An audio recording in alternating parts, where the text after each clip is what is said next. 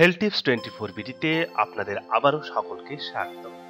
আমাদের আজকের আলোচনার বিষয় চর্মরোগ থেকে রক্ষা পাবার সহজ কিছু উপায়। ব্রণ, ফুসকুড়ি, অ্যালার্জি, একজিমা বা চুলকানি ইত্যাদি নানা ধরনের চর্মরোগে কম বেশি ভুগতে হয় সবাইকেই। আর অনেক সময় কি করতে হবে সেটা না জানার কারণে দীর্ঘদিন এই সমস্যায় ভুগতে হয়।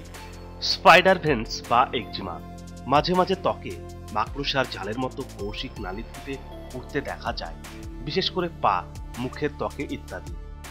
সংবেদনশীল ত্বক এই সমস্যা দেখা যায়। মূলত ত্বক শুষ্ক হয়ে গেলে এই ধরনের সমস্যা দেখা দেয়, তাই পর্যাপ্ত পরিমাণে পানি পান করা উচিত।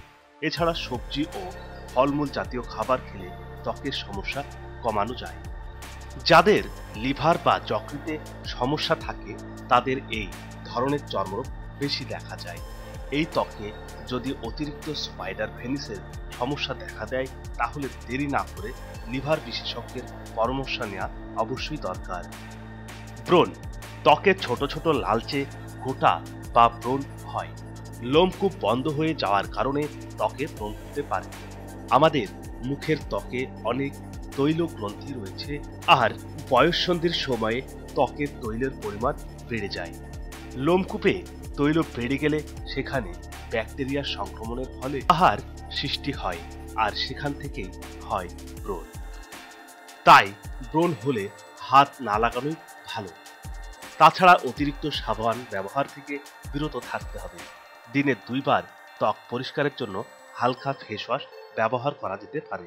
একজিমা এক ধরনের চুলকানো জাতীয় চর্মরোগ। একজিমার কারণে ত্বক লাল হয়ে যায় এবং চুলকানি হয়। শরীরের বিভিন্ন সন্ধি গ্রন্থে মূলত একজিমা বেশি হতে পারে। একজিমা শরীরের ভেতরে ও বাইরে 2 কারণেই হতে পারে। পোকার কামড়, হেয়ার ডাই ব্যবহার বা ভিন্ন ধরনের প্রসাধীন ব্যবহারের কারণেও একজিমা হতে পারে। অনেক সময় পোকার কামড় বা একজিমা হলে প্রদাহ জীবাণু নাশক তরল বা ক্রিম ব্যবহার করা হয়, তবে এটি করা উচিত নয়। বরং লাল হয়ে যাওয়া স্থানে পানি দিয়ে ধুয়ে ফেলতে হবে, আর একজিমা হলে সাবান ব্যবহার থেকে বিরত থাকতে হবে।